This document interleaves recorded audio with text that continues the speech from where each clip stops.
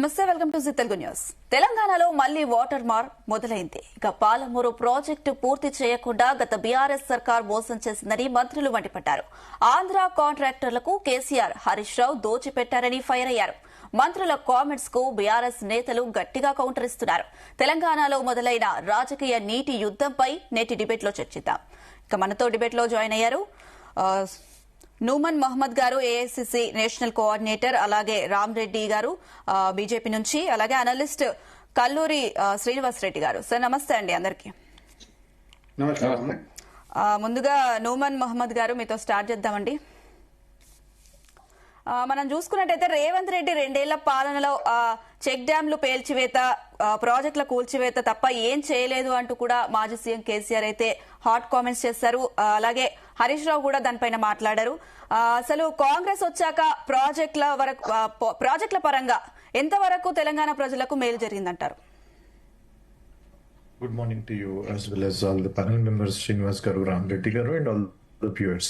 So ఏదైతే కల్వకుంట్ల చంద్రశేఖర్ రావు గారు ఆదివారం సాయంత్రాన గంటన్నర సినిమా షో మాదిరిగా వచ్చి ప్రెస్ మీట్ పెట్టి దాంట్లో విమర్శలు చేస్తూ పాలమూరు రంగారెడ్డి ఎత్తిపోత పథకం, Palamuru Rangareddy lift irrigation project గురించి వారు ఏదైతే మాట్లాడారో దాని గురించి ఈరోజు మనం మాట్లాడుకుంటున్నటువంటి సందర్భం. ఇక్కడ మీరు ఒకసారి చూసుకుంటే తెలంగాణ ఏర్పడ్డ తర్వాత నీళ్లు, నిధులు, నియామకాలని చెప్పేసి ఏనాడైతే తెలంగాణ కోసం కోట్లాడి తెచ్చుకున్నటువంటి తెలంగాణలో 10 సంవత్సరాల అధికారంలో ఉన్నటువంటి బీఆర్ఎస్ పార్టీ ఏనాడు కూడా ఇదే పాలమూరు రంగారెడ్డి గురించి మాట్లాడలేదు. పాలమూరు రంగారెడ్డితో పాటు కాళేశ్వరం ప్రాజెక్ట్ 2 ఉత్తర తెలంగాణకి, సౌత్ తెలంగాణకి 2 ఒకటేసారి స్టార్ట్ అయినాయి. కాళేశ్వరం ప్రాజెక్ట్ ని వారు కంప్లీట్ చేశారు. అదే రకంగా దాంట్లో నాణ్యత కరువై దాంట్లో మేడిగడ్డ, అన్నారం, తుందిల్లా కూలిపోయేటువంటి పరిస్థితి. సెక్యూరిటీ అనేది అక్కడ లేదు, సేఫ్టీ మెజర్స్ లేవు, ఆ యొక్క క్వాలిటీ చెక్స్ లేవు. ఇక్కడ పాలమూరు రంగారెడ్డి ప్రాజెక్ట్ 2015లో స్టార్ట్ అయినటువంటి యొక్క ప్రాజెక్ట్ ఇనిషియేషన్ గురించి మాట్లాడుతున్నాను నేను. దానికి 35,000 కోట్ల బడ్జెట్ తో అది కంప్లీట్ చేస్తారని చెప్పేసి వారు ఆనాడు డిపిఆర్లు తెప్పించుకొని మేము చేస్తున్నామని చెప్పేసి చెప్పారు. 2020లో టార్గెట్ కంప్లీషన్ డేట్ కింద వారు పెట్టుకున్నారు. కానీ 2020లో కాదు కదా సుమా, 2023 ఇంకో 3 సంవత్సరాలు వాడు అధికారంలో ఉన్నా సరే దానిని కంప్లీట్ చేసే ప్రక్రియ వారు చేయలేదు. 1 ఎకరానికి ఆయుకట్టకు కూడా వారు నీరు అందించలేకపోయినారు. ఇది వారి యొక్క దుస్సహమైన స్థితి. వారికి సౌత్ తెలంగాణ అంటే, దక్షిణ తెలంగాణ అంటే సవత తల్లి ప్రేమ, కపట ప్రేమ. వారు 2009లో పార్లమెంట్ కోసం చూస్తున్నప్పుడు ఆనాడు ఉమ్మడి మొత్తం ఆంధ్రప్రదేశ్ లో 42 ప్లేసెస్ లో కూడా ఎక్కడ కూడా ఆయనకు స్థానం కాకుండా ఇదే పాలమూరు జిల్లా వాసులము, ఇదే మేము మహబూబ్ నగర్ వాసులము వారికి స్థానం ఇచ్చేసేసి ఎంపీగా పోటీ చేసి వారిని గెలిపించినము. ఆయన అదే పార్లమెంట్ కి పోయి 2 ఎంపీలు ఉన్నా సరే మేడం సోనియా గాంధీ గారు ఇక్కడ ఇవ్వాలా అని చెప్పేసి మేడం ఇక్కడ తెలంగాణ స్టేట్ హుడ్ ఫార్మేషన్ చేసినాక వారు ఈ రోజు అదే పాలమూరు గురించి మళ్ళా తీసుకొచ్చి మాట్లాడుతున్నారు. ఒక్క పాలమూరు రంగారెడ్డి వల్ల పాలమూరు రంగారెడ్డిలో మహబూబ్ నగర్ కానివ్వండి, నాగర్ కర్నూలు కానివ్వండి, నల్గొండ కానివ్వండి, కింద ఖమ్మం వరకు ఇంత నీరు పారే యొక్క అవకాశం. వారు ఏ ప్రాజెక్ట్ కూడా కంప్లీట్ చేయలేదు అదర్ దాన్ కాళేశ్వరంలో కూడా ఇష్యూస్ ఉన్నాయని నేను ఇందాకే చెప్తున్నాను. అదే రకంగా దిండి కానివ్వండి, కోయిల్ సాగర్ కానివ్వండి, సీతారామ కానివ్వండి, భీమా కానివ్వండి, నెట్టంపాడు కానీ నథింగ్ దే హ్యావ్ కంప్లీటెడ్. కానీ ఏం చెప్పినా సరే కాంగ్రెస్ చేస్తలేదు. డిపిఆర్ అనేది, డీటెయిల్డ్ ప్రాజెక్ట్ రిపోర్ట్ అనేది మీరు 10 సంవత్సరాలు ఉన్నప్పుడు మీరు సరిగ్గా పంపించుంటే మీకు ఇప్పటి వరకు ప్రాజెక్ట్ కంప్లీషన్ అయ్యేదండి. మీరు సరిగ్గా పంపించలేదు కాబట్టి కేంద్రం నుంచి వెనక్కి వచ్చింది కాబట్టి ఈరోజు కంప్లీట్ చేయాల్సిన పరిస్థితి. నేను ఒకటే విషయం చెప్తున్నాను, వాటర్ బాడీస్ అనేది మేజర్ ఇరిగేషన్ ప్రాజెక్ట్స్ అనేవి కేంద్ర పరిధిలోకి వస్తాయి. ఈ సబ్జెక్ట్ అనేది కేంద్రంతో కలిసి పని చేసుకుని అక్కడ కావాల్సిన కావాల్సినటువంటి ఎన్విరాన్మెంట్ క్లియరెన్స్ కానివ్వండి, మరోటి కానీ దానికి నిధులు కానివ్వండి, మరోటి కానీ కేంద్రంతో సఖ్యతగా ఉంటూ పని చేసుకోవాల్సినటువంటి ఒక కార్యక్రమం. వారు 10 సంవత్సరాలు కేంద్రంతో సరిగ్గానే ఉన్నారు కదా, వారు ప్రతి ఒక్క బిల్లుకి సపోర్ట్ చేసినారు కదా, డిమానిటైజేషన్ కి సపోర్ట్ చేసినారు, మా జిఎస్టీకి వారు సపోర్ట్ చేసినారు, వారు వైస్ ప్రెసిడెంట్ కి సపోర్ట్ చేసినారు, ప్రతి ఒక్క బిల్ కి వారు సపోర్ట్ చేసినారు కదా. ఇక్కడ నుంచి అక్కడ కేంద్రానికి పోతారు, ఆహో ఆహో ఆహో చాలా బ్రహ్మాండంగా చేస్తున్నారు మోదీ గారు అని అంటారు. వారు ఇక్కడికి వస్తారు, అదే షెకావత్ గారు చాలా బ్రహ్మాండంగా చేస్తున్నారు, అత్యద్భుతాలు చేస్తున్నారు మిస్టర్ కేసీఆర్ అని చెప్పేసి అంటారు. మరి అమల్లో ఎందుకు చేయలేకపోయిందని అని చెప్పేసి నేను అడుగుతున్నా. నేను వీరు ఇదే పక్కన ఉన్నటువంటి ఆంధ్ర రాష్ట్రానికి రోజా గారి నోమన్ గారు మాట్లాడదాం. బీఆర్ఎస్ గెస్ట్ జాయిన్ అయ్యారండి. ఓకే, రాజు నాయక్ గారు జాయిన్ అయ్యారు లైవ్ లో. ఓకే, చాలా కాలంగా రాజు నాయక్ గారు నమస్తే అండి. నమస్తే అండి. ఓకే, చాలా కాలంగా మనం చూసుకున్నట్టయితే చాలా కాలం తర్వాత బయటకు వచ్చారు కేసీఆర్. వచ్చి రాగానే పాలమూరు ప్రాజెక్ట్ కి సంబంధించి అలాగే సీఎం పాలనకు సంబంధించి కూడా కొన్ని కామెంట్స్ చేశారు. మరి అలాగే సీఎం రేవంత్ రెడ్డి కూడా చూసుకున్నట్టయితే నీళ్లు నిజాలు పేరిట ఒక సవాల్ విసిరారు కేసీఆర్ కి. అలాగే కృష్ణ అలాగే గోదావరి నది జలాలకు సంబంధించి అసెంబ్లీకి రండి చర్చించుకుందాం అన్నారు. మరి దీనిపై మీరేమంటారు? నిజంగా కేసీఆర్ అసెంబ్లీకి వచ్చి దీనిపై చర్చించే అవకాశం ఎంతవరకు ఉందంటారు? నమస్తే అండి, మీకు ప్యానెల్ లో ఉన్నటువంటి పెద్దలకు అందరికీ నమస్కారము. అయితే ఇక్కడ 2-3 విషయాలు మాట్లాడుకోవాలి. రేవంత్ రెడ్డి గారికి మాట చెప్పడం పారిపోవడం ఆయనకు జనరల్ గా అలవాటే. ఆయన ఏదో నేను ఇప్పుడు చెప్తున్నా, ఇక నేను కొడంగల్లో మాట్లాడినటువంటి మాటలే మనకి ఎప్పుడు కూడా గుర్తుంటాయి. 2019 ఎన్నికల్లో రాజకీయాల్లో నేను ఒకవేళ ఇక్కడ కొడంగల్లో ఓడిపోతే రాజకీయ సన్యాసం తీసుకుంటా, చూస్తారా రండి అని అన్నారు. 2019 ముఖ్యమంత్రి చేస్తా అని కూడా చెప్పినాడు. 2019 రాజు గారు దళితుడిని ముఖ్యమంత్రి చేస్తా అన్నాడు, 2 ఎకరాలు భూమి ఇస్తా అన్నాడు. కల్వకుంట్ల చంద్రశేఖర్ రావు సబ్జెక్ట్ గురించి మాట్లాడండి, వ్యక్తిత్వం విమర్శలు చేయకండి, పర్సనల్ టార్గెట్స్.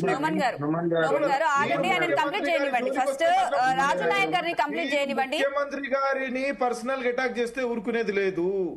మీరు వారేం చేసినారు కూడా నేను చాలా చెప్పగలుగుతున్నాను. నేనేమంటా సబ్జెక్ట్ గురించి మాట్లాడండి మీరు ప్లీజ్. మీరు మధ్యలో మాట్లాడడం దాని విఘ్నత అనిపించుకోదు. నమ్మన్ గారు కొద్దిగా ఒకరు మాట్లాడినప్పుడు వినండి, నోట్ బుక్ తీసుకోండి. ఇప్పుడు మీరు మాట్లాడినప్పుడు నేను అన్ని రాసుకున్నా, మీరు మాట్లాడుతున్నప్పుడు విన్నప్పుడు నేను ఇట్లా రాసుకొని దానికి విఘ్నతగా మళ్ళీ దానికి సమాధానం చెప్పడం టీవీ డిబేట్లలో మంచిది. మనం అందరం ఆన్లైన్ లో ఉన్నాం కాబట్టి. సరే, నేను I'm coming to the point. మీరు రాజకీయాల గురించి మాట్లాడకూడదు అన్నారు, మొత్తం మాట్లాడింది మీరు మొత్తం రాజకీయాలే. కాంగ్రెస్ నాయకులకు ఎట్లుందంటే గురివింద కింద నలుపు సామెత వాళ్ళకి అర్థం కాదు. నేనేమంటున్నా, రేవంత్ రెడ్డి గారు మాట్లాడిన మాటలకు ఆయన భాషలకు ఏదైనా పొంతన ఉందా? 2 మాటలు మాట్లాడదలుచుకున్నా. పాలమూరు జిల్లాకు ఈ 2 సంవత్సరాలలో పాలమూరు రంగారెడ్డి ఎత్తిపోతలకు ఒక తట్టెడు మట్టి తీసినావా mister Revanth Reddy? Number 1. Question number 2, Kalwakurthy, Nettempadu, Bhima, Koil Sagar Palamuru జిల్లాలో ఉన్నటువంటి ఎస్ఎల్బిసి లెఫ్ట్ కెనాల్ ఏదైతే ఉందో దీంట్లో ఒక్క మట్టి తట్ట మట్టి అన్న తీసినావా?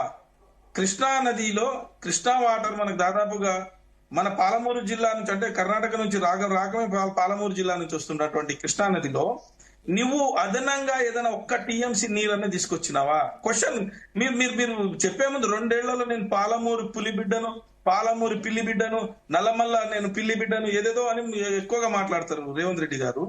రేవంత్ రెడ్డి గారు నిజంగా పాలమూరు మీద ప్రేమ ఉంటే నెట్టెంపాడు, కల్వకుర్తి ఎందుకు ఎన్హాన్స్ కాలేదు? చిట్ట చివరి టేల్ అండ్ మాడుగుల ప్రాంతం వరకు కూడా నీళ్లు ఎందుకు రాలేదు? నంబర్ 1. నంబర్ 2, పాలమూరు రంగారెడ్డి ఎత్తిపోతలలో 90% పనులు పూర్తి అయిపోయినాయి, ఇంకొక 10% పూర్తి కావడానికి నువ్వు ఏదన్నా ఒక చిన్న పనైనా చేసి పెట్టావా? నెంబర్ 2. నెంబర్ 3, ఎస్ఎల్బిసిని ఎన్ని కిలోమీటర్ల టన్నెల్ ని కొట్టినావు, ఎంత దూరం పోయారు? కనీసం అట్లా పడిన శవాలను కూడా తీయలేని శాతగాని మనుషులము మన ముఖ్యమంత్రి గారు, నీళ్ల మంత్రి ఉన్నారు, ఇరిగేషన్ మినిస్టర్, వీళ్ళిగా రాజకీయాల గురించి మాట్లాడతారు. కళ్ల ముందు తెలంగాణ ఉద్యమం కొరకు పనిచేసినటువంటి వాళ్ళము, తెలంగాణ రాష్ట్రం కొరకే పనిచేసినటువంటి తెలంగాణ బాధలు తెలుసు కాబట్టి 2 ఏళ్ల పాటు కేసీఆర్ గారు వచ్చిన పార్టీని, వచ్చిన ముఖ్యమంత్రి గారిని, వచ్చిన వాళ్ళని వెంటనే ఏదో దాడి చేస్తే, లేకపోతే ఏదో ప్రశ్నిస్తే వీళ్ళకి అసహనం పెరిగింది, లేకపోతే ఒక్కరోజు కూడా టైం ఇయ్యారా, లేకపోతే కనీసం మాట్లాడడానికి అవకాశం ఇయ్యారా అని చెప్పేసి 2 సంవత్సరాల పాటు కేసీఆర్ గారు చూస్తే తెలంగాణకు సంబంధించినటువంటి నీటిని ఆంధ్ర వాళ్ళు దోచుకోపోతుంటే దత్తత తీసుకొని దగా చేసినటువంటి చంద్రబాబు నాయుడు గారు మళ్ళీ పాలమూరును ఎడారి చేయనికపోతే, రేవంత్ రెడ్డి గారి రూపంలో చంద్రబాబు నాయుడు మళ్ళీ తెలంగాణ పైన పెత్తనం చేయనికపోతే, తెలంగాణ యొక్క జల వనరులను దోపిడీ చేయడానికి పోతే ప్రశ్నిస్తే ఇప్పుడు ఏదో రేవంత్ రెడ్డి గారికి ఏదో రోషం పుట్టుకొచ్చినట్టుగా, నీళ్ళ శాఖ మంత్రికి, ఇరిగేషన్ శాఖ మంత్రికి ఏదో రోషం పుట్టుకొచ్చినట్టుగా, ఎస్ రమ్మని చెప్పండి. మా హరీష్ రావు గారికి 14 మంది వీళ్ళు అంటే 10 మంది లేచి మంత్రులందరూ కూడా అసెంబ్లీలో మాట్లాడుతుంటే ఒక్క హరీష్ రావు గారు వీళ్ళకి ఫుట్బాల్ ఆడుకున్నట్టు ఆడుకున్నారండి.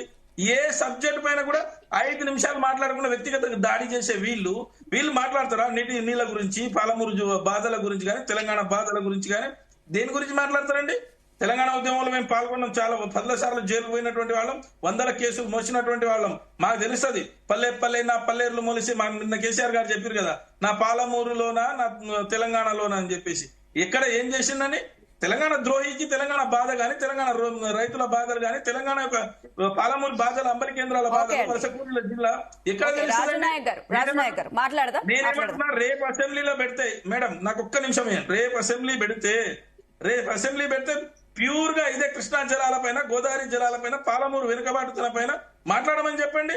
పాలమూరు వెనుకబాటు 2 సంవత్సరాలలో per capital income district wise గా తీసుకుంటే ఎంత అయింది, ఎంత జిఎస్డిపి పోయింది, తెలంగాణలో మనకి ఏ రకమైనటువంటి ఆర్థిక అభివృద్ధి, సమూల అభివృద్ధి ఏ విధంగా జరిగింది, ఏం మార్పు, ఒక్క రోడ్ అన్న పాలమూరు జిల్లాలో 14 నియోజకవర్గాల్లో ఏ తాండా గాని, ఏ గ్రామం గాని, ఏ మున్సిపాలిటీ. రాజునాయక్ గారు రండి అసెంబ్లీకి మాట్లాడదాం అంటున్నారు కదా కాంగ్రెస్ నాయకులు, రండి అసెంబ్లీకి మాట్లాడదాం. కేసీఆర్ గారు ఈ టాపిక్ గురించి మాట్లాడారు కదా, ఈ టాపిక్ గురించి అసెంబ్లీలో చర్చిద్దాం రండి అంటూ కూడా కాంగ్రెస్ నాయకులు చెప్తున్న పరిస్థితి, మరి మీరేమంటారు? కాంగ్రెస్ నాయకులు కనీసం ఆ నీళ్ల పైన అవగాహన తెచ్చుకొని అధికారుల దగ్గర పోయి కూర్చొని అవగాహన మాకు లేదు కదా, మీరు తీసుకొచ్చి పుస్తకాలు చదివిండ్రు కదా, బాగుంటది.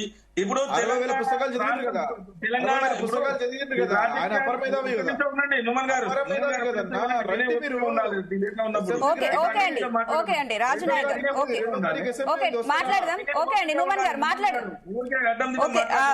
రామరెడ్డి గారు, ఓకే రామరెడ్డి గారు, తెలంగాణ కృష్ణా జలాల విషయంలో అటు బీఆర్ఎస్, కాంగ్రెస్ ఒకరిపై ఒకరైతే ఆరోపణలు చేసుకుంటున్న నేపథ్యంలో, అలాగే మీ పార్టీ స్టేట్ చీఫ్ రామచంద్రరావు గారు కూడా ఓటీపీ అంటూ కూడా కామెంట్స్ చేసిన పరిస్థితి, ఎలా చూస్తారు? అసలు ఎవరు తెలంగాణ ప్రజలకు అన్యాయం చేశారు అంటారు?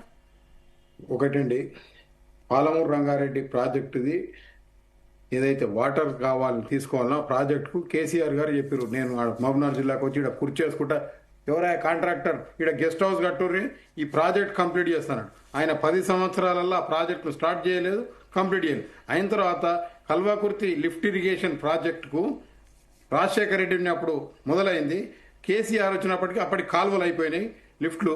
ఇదైన తర్వాత కేసీఆర్ ఒక 1000 కోట్లు ఖర్చు పెడితే అయిపోయేది, కానీ ఈ రోజు వరకు అది ఇంతవరకు కంప్లీట్ కాలేదు. ఇప్పుడు కొంత కాలువలలో ఎక్కడైతే ఉన్నావో కన్స్ట్రక్షన్స్ ఏవైతే లెవెల్స్ పోయాలి కదా, రోడ్లు ఇవన్నీ, అవి ఇప్పుడు పని మొదలైనవి, ఇప్పుడు నడుస్తున్నాయి. D82 కాలువ ఇప్పటి వరకు ఇంకా పూర్తి కాలేదు. అంటే ఇప్పుడు ఇద్దరు చెప్తున్నారు, వారు 10 సంవత్సరాలు కల్వకుర్తి కేఎల్ఐ ప్రాజెక్ట్ చేసినామన్నారు. కేఎల్ఐ ప్రాజెక్ట్ ఇంతవరకు ఎందుకు కంప్లీట్? ఆ రోజు 1000 కోట్ల దాన్ని కేసీఆర్ గారు ఇంతవరకు 10 సంవత్సరాలు ఎందుకు కంప్లీట్ చేయకపోయాడు? అయిన తర్వాత కేసీఆర్ సౌత్ నార్త్ కాదు, కేఎల్ఐ కాలువ చేస్తే అది ఆల్రెడీ టెండర్లు అయినాయి, అప్పచెప్పారు, వాళ్ళ కమిషన్లు రావు. అందుకోసం కాళేశ్వరం కొత్త ప్రాజెక్ట్ కాబట్టి కమిషన్ అని అది ఇమీడియట్ గా కమిషన్లు వస్తాయని చెప్పి ఆ ప్రాజెక్ట్ టేకప్ చేసి కంప్లీట్ చేసాడు. ఇవి రాజశేఖర రెడ్డి గారు ఉన్నప్పుడు స్టార్ట్ అయిన ప్రాజెక్ట్స్ కాబట్టి ఇంట్లో కమిషన్ రాదని అన్ని పక్కన పెట్టేసారు. ఈ కేఎల్ఐ అయిన తర్వాత పాలమూరు రంగారెడ్డి ప్రాజెక్టుకు అపెక్స్ కౌన్సిల్లో 535 టీఎంసీలకు మనకు రావాలి వాటా, కానీ కేసీఆర్ గారు 299 టీఎంసీలకు సంతకం పెట్టిండు. ఆ రోజు ఎందుకు పెట్టినావు నువ్వు? అది 299 టీఎంసీలకు మీరు ఎందుకు సంతకం పెట్టవాలి? 1 ఇయర్కి పెట్టినావు, హాఫ్ ఇయర్, ఏదైనా ఫస్ట్ 1 ఇయర్కి పెట్టిన తర్వాత అది ఎట్లా నెక్స్ట్ ఇయర్ కూడా అదే అడుగుతారు అవతల అడి. నువ్వు ఆ రోజు ఎందుకు ఒప్పుకోవాల్సి వచ్చింది? ఎవరి ప్రెషర్ తోటి నువ్వు ఒప్పుకున్నావు?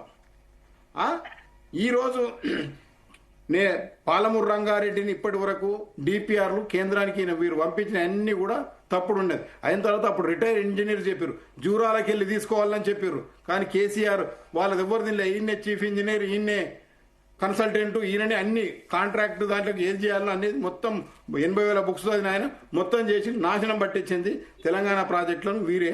అది ఎవరైనా ఇంజనీర్లు రిటైర్ ఇంజనీర్ల సజెషన్లు ఏవి తీసుకోకుండా ఈ ప్రాజెక్టులు కట్టాడు. కాళేశ్వరం కూడా అదొక నుమాయిష్, ఏదైతే ఎగ్జిబిషన్ మన సాలార్జంగ్ మ్యూజియం లాంటిది. టెక్నాలజీ బ్రహ్మాండం. ఆడ లిఫ్ట్ చేసేది వర్షాకాలం వచ్చినప్పుడు లిఫ్ట్ చేస్తారు, వర్షాకాలం వచ్చినప్పుడు అన్ని చెరువులు నిండే ఉంటాయి. మళ్ళీ అప్పుడు లిఫ్ట్ చేసిన తర్వాత లిఫ్ట్ చేసి అలా వచ్చి కరెంట్ బిల్లులు కట్టి పోసిన తర్వాత మళ్ళీ వర్షాలు వస్తే ఆ చెరువులు నిండే మళ్ళీ సముద్రం వల్లకే పోతాయి. ఆ టెక్నాలజీ ఏడైతే ఎక్కడైతే నువ్వు టెక్నాలజీని ఉపయోగించి చేసేది ఉపయోగం వస్తట్టు ఉండాలి. కానీ ఉపయోగం రాని ప్రాజెక్టులను కట్టి అది సాలార్జంగ్ మ్యూజియం లెక్క చూసుకోవడానికి బాగుంటుంది. మోటార్లు మునిగిపోయినాయి, ఒకసారి ఎంత నష్టం, ఎంత కరెంటు బిల్లు అవుతుంది. సహజంగా వచ్చేది జూరాలకి వెళ్ళి తీసుకోవాలని చెప్తే ఎందుకు ఒప్పుకోలేదు? ఈ రోజు వరకు ఎందుకు ఆ జూరాలకి వెళ్ళి వాటర్ తీసుకొని ఈ యొక్క పాలమూరు రంగారెడ్డిని డిపిఆర్ సబ్మిట్ చేసి అదైనా కంప్లీట్ చేస్తే కాంగ్రెస్ ప్రభుత్వానికి కూడా ప్రజలు హర్షిస్తారు. కానీ వాళ్ళు కూడా అక్కడనే పెట్టి ఏది ఎక్కడ ఉన్నవో అక్కడనే ఉండి వాళ్ళు చెప్పిన దాంట్లో మీరు విమర్శ ప్రతి విమర్శ చేసుకుంటారు, కానీ ప్రాక్టికల్ గా మాత్రం ఇంతవరకు చేస్తలేరు. కల్వకుర్తి పాలమూరు రంగారెడ్డి ప్రాజెక్టు వీరుగా అయిన తర్వాత ఈ రోజు మేము కోరుకుంటున్నది రైతులుగా ఇప్పటికైనా కేఎల్ఐ కాలువలు అవేవో కేసీ మన రాజశేఖర రెడ్డి గారు ఉన్నప్పుడు దాంట్లో విడుతులు తగ్గించారు కొంతమంది. ఆ విడుతులు తగ్గియడం వల్ల నీళ్లు వాటర్ పంపింగ్ చేస్తే కూడా అవి తెగిపోతున్నాయి. అలాంటివి లేకుండా దాంట్లో రెక్టిఫై చేసి కేఎల్ఐ ప్రాజెక్ట్ ఏదైతే డిండికి వెళ్ళి తీసుకుపోతామన్నారు శివన్నగూడెం తీసుకుపోయారు. ఆడ ఇంతవరకు కాలువలు తీసారు, కానీ ఇంతవరకు ఆ పనులు ఎందుకు కంప్లీట్ అవుతుంది? 2 years అయింది. అంతకుముందు కాలువలు తీసారు, ఈ రోజు వరకు దాని కాంట్రాక్టర్ కూడా శివన్నగూడెం కాంట్రాక్టర్ కూడా ఈ రోజు మంత్రిగా ఉన్న అటువంటి వారే. అవన్నీ కంప్లీట్ చేసి నల్గొండ జిల్లా పాలమూరు జిల్లాను రక్షించవలసిన బాధ్యత ఇప్పుడు కాంగ్రెస్ ప్రభుత్వం తీసుకోవాలని మేము విజ్ఞప్తి చేస్తున్నాం. ఓకే అండి. ఓకే, అనలిస్ట్ శ్రీనివాస్ రెడ్డి గారు, మనం చూసుకున్నట్టయితే పాలమూరు ప్రాజెక్ట్ సంబంధించి వార్ అయితే నడుస్తుంది తెలంగాణలో. మరి పాలమూరు ప్రాజెక్ట్ ఆలస్యానికి ప్రధానంగా కారణాలు ఏమై ఉంటాయంటారు? అలాగే బీఆర్ఎస్ కారణమని కాంగ్రెస్ ఆరోపిస్తుంది, కాంగ్రెస్ కారణమని బీఆర్ఎస్ ఆరోపిస్తుంది. మరి అసలు కాంగ్రెస్ ఈ పని చేసిందంటారా, మరి బీఆర్ఎస్ చేసిందంటారా? అసలు ఈ పాలమూరు ప్రాజెక్ట్ ఆగడానికి కారణాలు ఏంటంటారు? మెయిన్లీ తెలంగాణ రాజకీయాలు తెలంగాణకు ఉపయోగపడే రకంగా ఉన్నట్టయితే మనకు కనపడతలేదు గత 11 సంవత్సరాల నుంచి. అంటే పొలిటికల్ రైవలరీ అనేది సహజమే, కానీ తెలంగాణ అభివృద్ధి, నీటి వినియోగం అనేది దాని విషయంలో గత ప్రభుత్వం చాలా తప్పిదాలు చేసింది, దానిలో ఏమీ అనుమానం లేదు. బేసికల్ గా మనకు వాటర్ డిస్ప్యూట్స్ ఉన్నాయండి కృష్ణా వాటర్ మీద, కృష్ణా నదిపై. కాబట్టి అంతకు ముందు కాంగ్రెస్ ప్రభుత్వం పెండింగ్ ప్రాజెక్టులు ఏదైతే కట్టిపోయినాయో, అంటే కేసీఆర్ వచ్చేకంటే ముందు ఉమ్మడి రాష్ట్రంలో జరిగిన పెండింగ్ ప్రాజెక్టులు, వాటిని ఫస్ట్ ప్రియారిటీలో వాటిని కంప్లీట్ చేయాల్సి ఉండే కేసీఆర్ గారు. వాటిని పట్టించుకోలే. వాస్తవంగా కాళేశ్వరమే ప్రధానంగా కేసీఆర్ ప్రభుత్వం పనిచేసింది. దాదాపు 3 years లో అది కంప్లీట్ అయ్యిందని చెప్పిండ్రు, కానీ అది కూడా అన్కంప్లీటే. రెండోది, ఇక్కడ గోదావరి మీద ఎప్పుడైనా కట్టుకోవచ్చు అండి, ఎందుకంటే అక్కడ డిస్ప్యూట్స్ లేవు గోదావరి నది మీద. మనకు డిస్ప్యూట్స్ ఉన్నాయి అలా కృష్ణా నది మీద. కాబట్టి కృష్ణా నది మీద ఉన్న పెండింగ్ ప్రాజెక్టులను గత కాంగ్రెస్ ప్రభుత్వం దాదాపు 70, 80, 90% కంప్లీట్ చేసినాయి. పెద్దగా మిగతా ఏలైన వర్క్సే ఎక్కువ ఉండే అన్న. అదేంది కల్వకుర్తి, పోతే నెట్టెంపాడు, ఇలాంటి ప్రాజెక్టులు 4 ఉన్నాయి. వాటిని కంప్లీట్ చేస్తే బాగుండేది ఒకటి. రెండోది ఏంటంటే పాలమూరు ఎత్తిపోతల పథకం అనేది కేసీఆర్ తన ప్రభుత్వం చేపట్టినట్టుగా మనకు తెలుసు. కేసీఆర్ ప్రభుత్వమే చేపట్టింది, కానీ అది నిజంగానే దాన్ని ఎక్కడ స్టార్ట్ చేయాలి, ఎక్కడ ఏం చేయాలి అన్న దాంట్లో కేసీఆర్ పర్సనల్ నిర్ణయం తీసుకున్నట్టే అనిపిస్తుంది మరి. ఎందుకంటే శ్రీశైలం బ్యాక్ వాటర్ నుంచి తీసుకోవడం అనేది కరెక్ట్ కాదేమో, అది దూరాల నుంచే తీసుకునేది ఉండే, ఇంత ఎక్స్పెన్సివ్ అయ్యేది కాదు. రెండోది, తొందరగా కంప్లీట్ అయ్యేది అనేది మనకు ఉన్నటువంటి అభిప్రాయం. దాన్ని కూడా ఆ పెండింగ్ ప్రాజెక్ట్ లాగా కేసీఆర్ ప్రభుత్వం తయారు చేసిపోయింది. అయితే ఇక్కడ సమస్య ఏంది మేడం? ఇక్కడ మనమేమో అప్పర్ స్టేటు, మనమేమో పీఠభూమి, కిందికేమో ఆంధ్రప్రదేశ్ అనేది అది లోయర్ ప్రాంతం. అంటే గ్రావిటీ చాలా ఈజీగా జరిగేటువంటి ప్రాంతం ఆంధ్ర. మనకు కష్టం, ఒక ప్రాజెక్టు కట్టాలంటే చాలా పెద్ద పని. అదే మీరు ఆంధ్రప్రదేశ్ కి సంబంధించి ఏ ప్రాజెక్టు చేపట్టినా కానీ షార్ట్ టైంలో కంప్లీట్ అయ్యే పరిస్థితి అక్కడ ఉంటుంది. కాబట్టి కాస్తనన్న సెన్స్ ఉపయోగించాలి. మనకు సమస్య కృష్ణా వాటర్ మీదనే ఉన్నది తెలంగాణకు సంబంధించి. బేసికల్ గా వాటి మీద ఉన్న ప్రాజెక్టులను కంప్లీట్ చేయాల్సిన బాధ్యత కేసీఆర్ ప్రభుత్వాన్ని ఉండే. కానీ ఏందో ఏమో కానీ ఆ పెండింగ్ ప్రాజెక్టునే కంప్లీట్ చేయకుండా పాలమూరు చేపట్టిండు. సరే, పాలమూరు చేపట్టినా కానీ ఎక్కడ చేపట్టాలో అక్కడ చేపట్టలేదు. ఇవన్నీ లొసుగులు కనపడతాయి కేసీఆర్ ప్రభుత్వం. ఇప్పుడు కాంగ్రెస్ ప్రభుత్వం, సరే వాళ్ళు గతంలో ఆ ప్రభుత్వమే గట్టిపోయిన ప్రాజెక్టులే అవి కేసీఆర్ ప్రభుత్వ హయాంలో కంప్లీట్ కాలేదు ఒకటి. రెండో విషయం ఇక్కడ మనం అర్థం చేసుకోవాల్సింది ఏంటంటే, మనకు అలాట్ అయిన 299 టీఎంసీ వాటర్ ను కూడా వాడుకునే పరిస్థితిలో తెలంగాణ ప్రాజెక్టులు లేవు అనేది ఫస్ట్ ఆఫ్ ఆల్ మనం గుర్తించాలి. అప్పుడు 299 కేటాయించిందండి, వాడుతున్నామా మనం? 150 వాడుతున్నామో లేదో, 100నో 150 వాడుతుండదు. అంటే మనకు అలాట్ అయిన రైట్స్ ఉన్న వాటర్నే వాడలేని పరిస్థితిలో తెలంగాణ ఉందంటే, మీరు కృష్ణా వాటర్ మీద ఉన్న ప్రాజెక్టులను కంప్లీట్ చేయాల్సిన బాధ్యత కదా అది కేసీఆర్ ప్రభుత్వందైనా ఎవరిదైనా కానీ. అది most negligence of KCR government అనే డౌటే లేదు.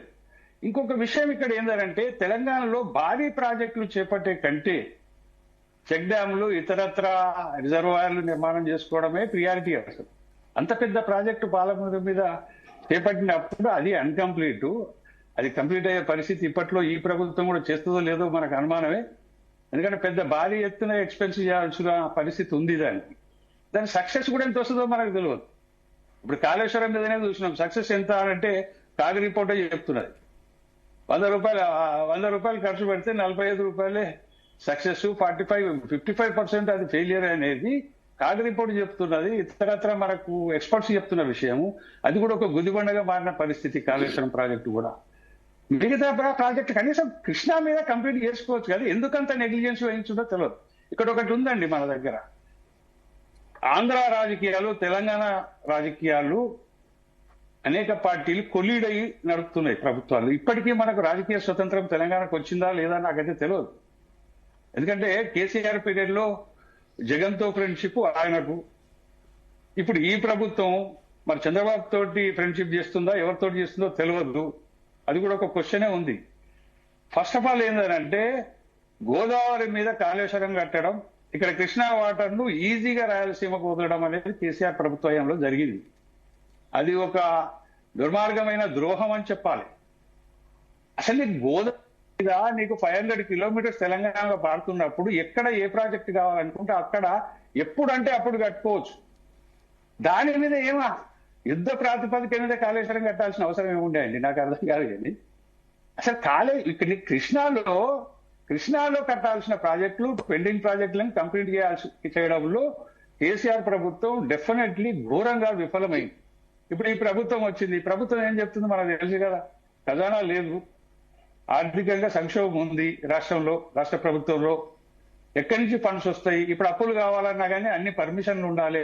పాలమూరు ప్రాజెక్టు పెండింగ్ ఉంది నిజమే, ఇప్పుడు దానికి కావాలంటే ఏంటి, డిపిఆర్ కంప్లీట్ ఉండాలి, ఎన్విరాన్మెంటల్ సర్టిఫికేట్ కావాలి, ఫారెస్ట్ సర్టిఫికేట్ కావాలి, అన్ని ఎన్ఓసీలు కావాలి. అవి ఉంటేనే కానీ ఎవరు అప్పులు ఇయ్యరు. ఇప్పుడు రేవంత్ ప్రభుత్వం ఇంకో 15-20 వేల కోట్లు ఖర్చు పెట్టే పరిస్థితిలో ఉందా? ఉంది అంటే అప్పులు తీసుకురావాలి కదా. అప్పులు తీసుకురావాలంటే ఎక్కడ కుడతాయండి? పర్మిషన్సే సరిగా లేనప్పుడు అప్పులు ఇచ్చే బ్యాంకులు ఉండవు, అప్పులు ఇచ్చే సంస్థలు ఉండవు. అంటే ఒక దౌర్భాగ్యమైన పరిస్థితికి తెలంగాణ నెట్టేయబడ్డది. ఈ విషయంలో తెలంగాణ కన్సర్న్ లో పనిచేస్తున్న రాజకీయ పార్టీ గాని ప్రభుత్వం గాని మనకు రాకపోవడం అనేది మన దురదృష్టం అనేది నా అభిప్రాయం. ఎందుకండి ఏం రాజకీయాలు? ఇంకొకటి మేజర్ వన్ మినిట్ మేజర్ ప్రాజెక్టులు చేపట్టడంలో పార్టీల ఉద్దేశాలు, నాయకుల ఉద్దేశాలు, కమిషన్లే తప్ప సక్సెస్ అవుతాయి అనేది మనకి ఎక్కడ కనపడతలేదు. అటు కాళేశ్వరంలో కనపడతలేదు, ఇక్కడ పాలమూరులో కనపడతలేదు. రేపు కట్టబోయేది ఇంకేమైనా ఉంటే అందులో కూడా కనపడదు. కాబట్టి అసలు మనం ఇప్పుడు మనం ఎక్కువ వరకు చెక్ డ్యాములు లేదంటే చెరువులు పెద్ద రిజర్వాయర్ల మీద డిపెండ్ కావాలి తప్ప భారీ ప్రాజెక్టుల అవసరం తెలంగాణకు ఉందని నేను అనుకోను. కేటాయించిన నీళ్లను వాడే దమ్ము ఉండాలండి. ఓవరికోరు కాంగ్రెస్ బీఆర్ఎస్ రెండు వివాదానికి దారి తీసిన ఇయ్యాలా ఓవరికోరు తిట్టుకుంటున్న పరిస్థితి. కానీ గమ్మత్ ఏంది, అసలు నువ్వు అలాట్ అయిన వాటర్నే మనం వాడుకున్న పరిస్థితి లేదు. తిట్టుకోవడంలో అర్థమే ఉందండి, నాకు అర్థం కాదు. కానీ 299 టీఎంసీ వాడుతున్నావా మరి తెలంగాణలో? ఇంకా దానికి మించి మనకు 500 చిల్లర టీఎంసీలు రావాలని డిమాండ్ చేస్తున్నాం. 500 చిల్లర టీఎంసీలు మనకు వస్తే ఎక్కడ పెడతాం మనం? ఏం ప్రిపరేషన్ లో ఉన్నాం, ఏ తయారీలో ఉన్నాం, అడ్వాన్స్ గా ఏం ప్రిపేర్ లో ఉన్నాం, మనం వాటిని ఎట్లా వాడతాం? మనం ఏమైనా ఉందా ప్రభుత్వాల common sense? Krishna water dispute ఉన్నది కాబట్టి దానికి ఫస్ట్ ప్రియారిటీ రేవంత్ ప్రభుత్వం అయినా దానికి ప్రియారిటీ ఇవ్వాలి. దాన్ని సీరియస్ గా చాలా ఎమర్జెన్సీ గా తీసుకొని పనిచేయాల్సిన పరిస్థితి ప్రభుత్వానికే ఉంది. నూమన్ గారు, పాలమూరు రంగారెడ్డి డిపిఆర్ అయితే వాపస్ వచ్చి 7 నెలలు పూర్తయింది, మరి దానిపైన ఎందుకు మౌనంగా ఉన్నారు? అలాగే అని హరీష్ రావు అయితే కామెంట్స్ చేస్తారు నిన్న, మరి దానికి సంబంధించి. అలాగే తెలంగాణకు 45 టీఎంసీలు చాలు అని మంత్రి ఉత్తమ్ కుమార్ రెడ్డి అయితే ఢిల్లీకి లేఖ రాశారు, నిజమేనంటారా? Let me answer both the questions. First of all, Kalluri garu has very clearly explained the current status. Being an analyst, వారు ఏ రకంగా కూడా నిష్పాక్షికంగా వారు క్లియర్ గా కేటగారికల్ గా ప్రతి ఒక్క విషయం క్షుణ్ణంగా చెప్పారు, ఏది సాధ్యం ఏది సాధ్యం కాకూడదని. Thank you so much sir. ఇప్పుడు ప్రస్తుతానికి మీరు ఏదైతే క్వశ్చన్ అడుగుతున్నారో నేను దానికి సమాధానం చెప్తున్నా.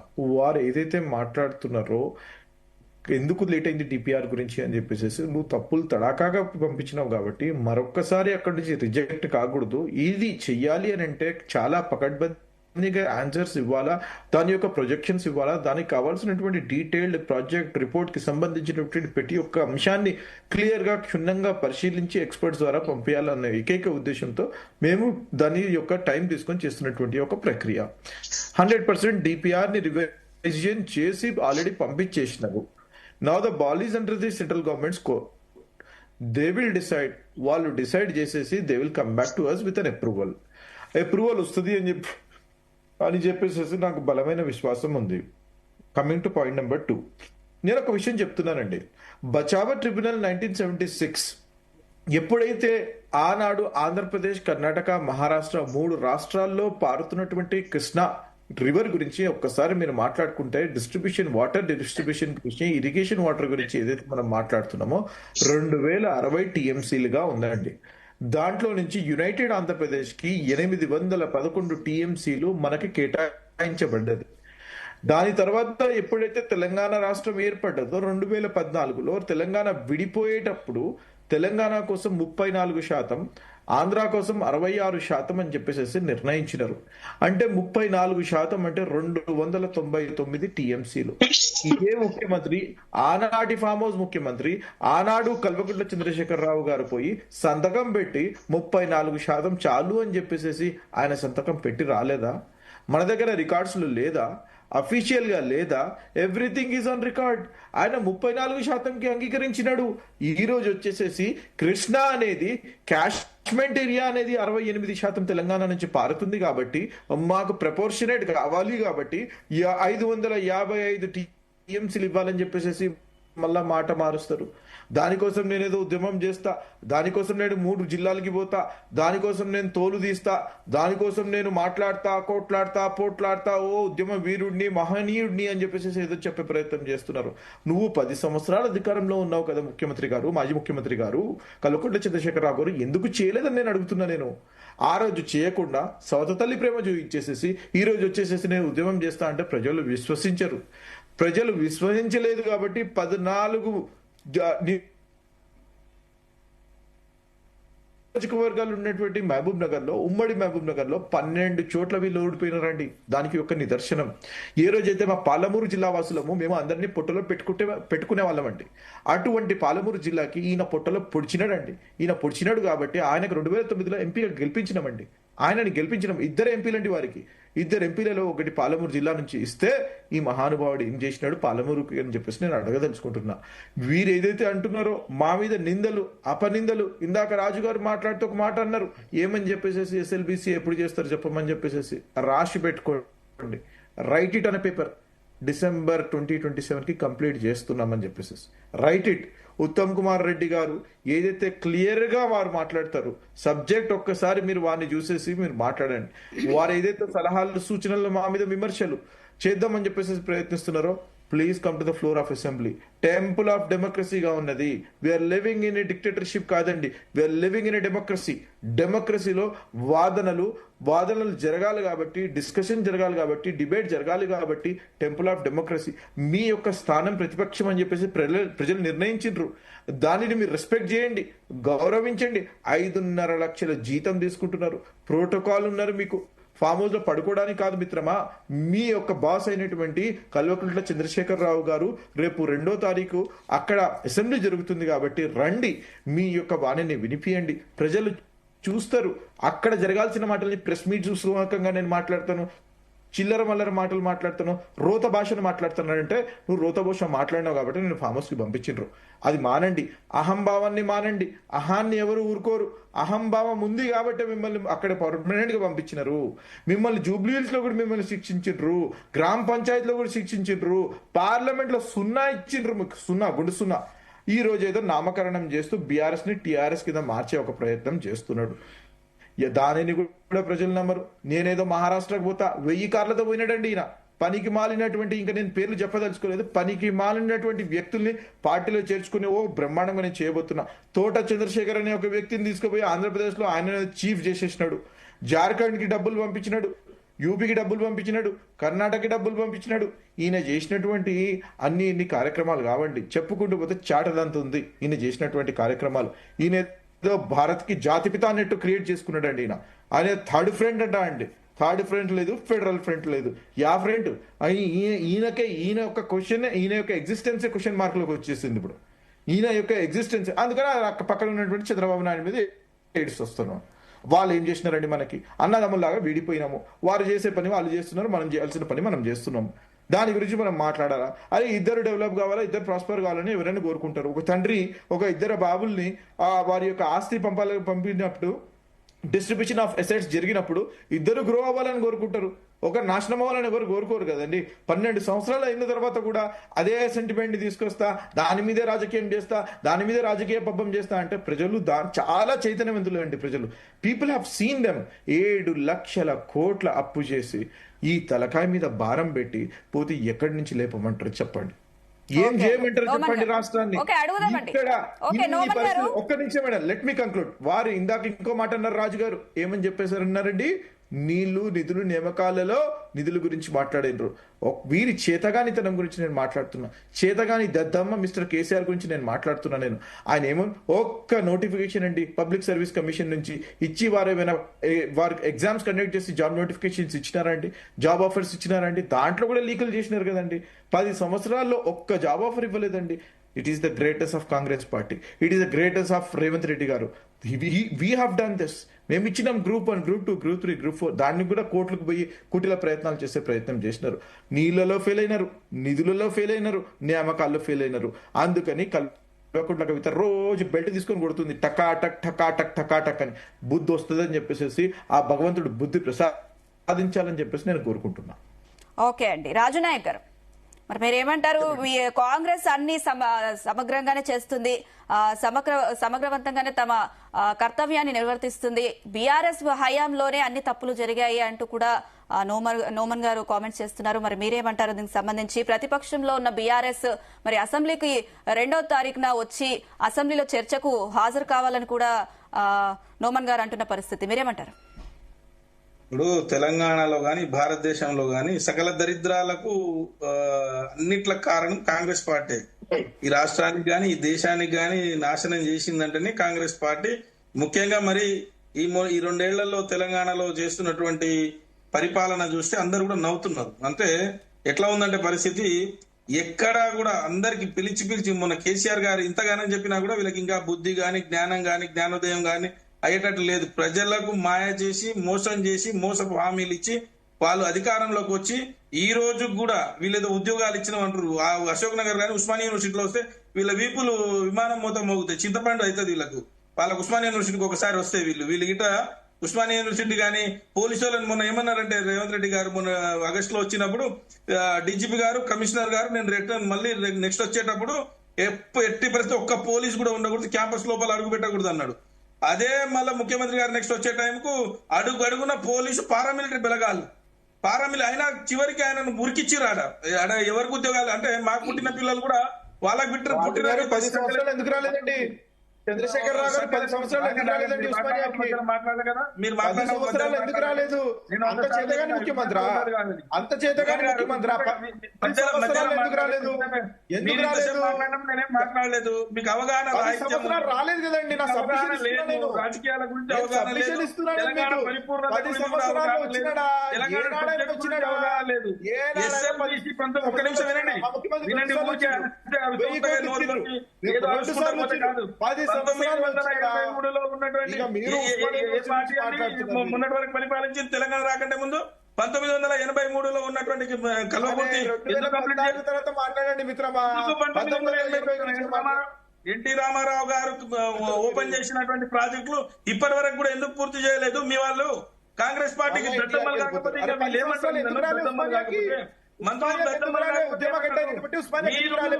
బుద్ధి లేకుండా అక్కడ సవాలం తీయలేదట వీళ్ళు. దాంట్లో వీళ్ళు 2020 మీరు మాట్లాడితే మీరు మాట్లాడినప్పుడు నేను మాట్లాడితే ఒక్క నిమిషం కూడా మీరు మాట్లాడలేరు. మీరు మాట్లాడినప్పుడు మధ్యలో మాట్లాడడం అనేది అది విఘ్నత కాదు. అది నోమన్ గారు రాజు నాయక్ గారిని కంప్లీట్ చేయనియండి. ఫస్ట్ కంప్లీట్ చేయనియండి నోమన్ గారు. నోమన్ గారు కంప్లీట్ చేయండి. రాజు నాయక్ గారిని కంప్లీట్ చేయండి.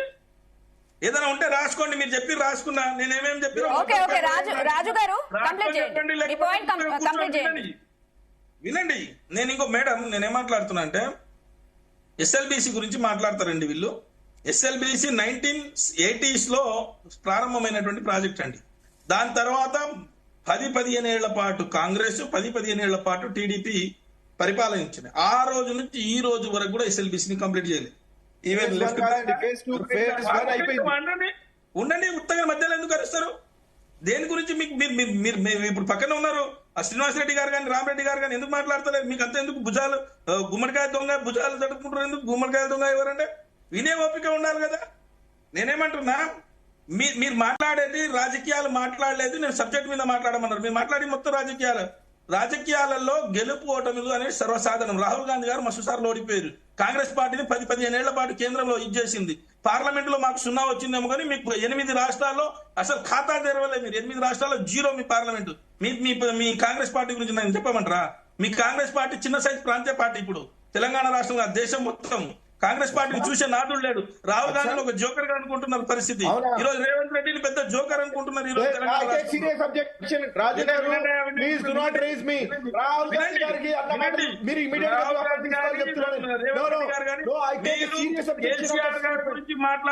కేసీఆర్ గారి గురించి మాట్లాడే ముందు అవగాహన ఉండాలి.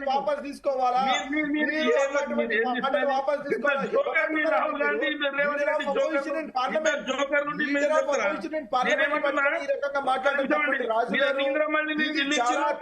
ఎన్ని ఊర్లకు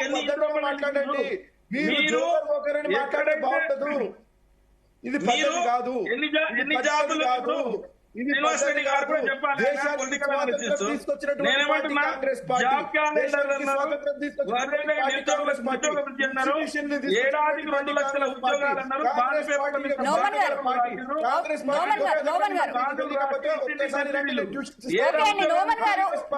రాజు నాయక్ గారిని కంప్లీట్ చేయనివ్వండి. ఎన్ని ఉద్యోగాలు